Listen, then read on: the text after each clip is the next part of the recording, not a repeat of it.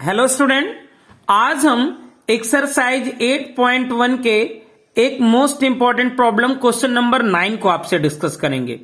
किसी स्टूडेंट ने हमसे कहा था कि क्वेश्चन नंबर 9 को एक्सप्लेन कर दीजिए। तो इसमें क्वेश्चन है कि find the area of region bounded by the parabola y is equal to X square, मतलब अपवर्ड पैराबोला है, और y is equal to mod x यानी मॉडुलस फंक्शन है।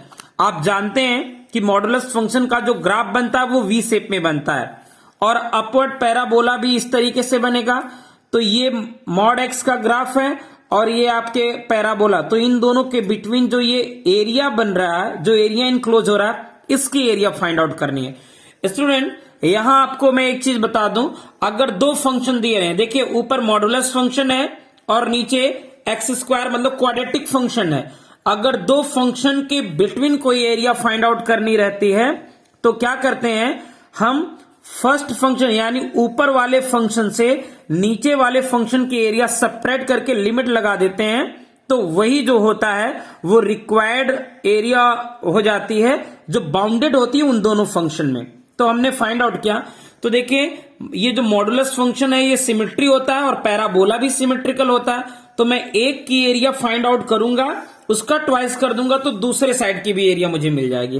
तो जैसा मैंने कहा था कि अगर दो फंक्शन रहे तो ऊपर वाले फंक्शन को नीचे वाले फंक्शन से सेपरेट कर देते हैं। तो मैंने ट्वाइस टाइम 0 to 1 लाइन की एरिया माइनस 0 to 1 पैराबोला की एरिया।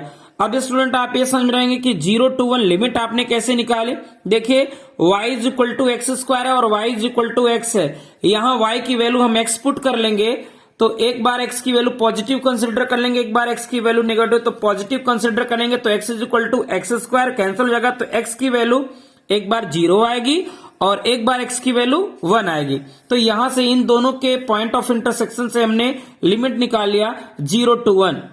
अब स्टूडेंट इसको हमने इंटीग्रेट कर दिया, लाइन की एरिया, तो line y is equal to X है तो x dx हो जाएगी, और पैराबोला का y dx आप लिखते तो हम इजिली इसको इंटीग्रेट करके वैल्यू रख लेंगे, तो हमारी जो रिक्वायर्ड एरिया हो जाएगी वो आ जाएगी 1/3 स्क्वायर यूनिट।